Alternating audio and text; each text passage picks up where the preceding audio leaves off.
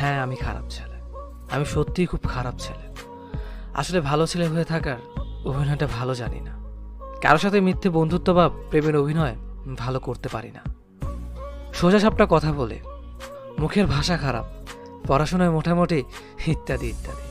সব ভালো ছেলেদের মাঝে আমি না হয় খারাপ হয়ে থাকি। এতে ক্ষতি হবে না, বরং কিছু ভালো ছেলে মুখোশটা টেনে খুলে দিতে পারবো। খুব সহজে মানুষকে বিশ্বাস করে ফেলে, বিনিময়ে বারবার ধোঁকা খেতে হয়। কাউকে কষ্ট পেতে দেখতে পারি না, তাই নিজের কষ্টে কেউ পাশে থাকে না। অন্যের গুণগান গেয়ে বেড়াতে পারি না, তাই অন্যের মনের মতো হতে পারি না।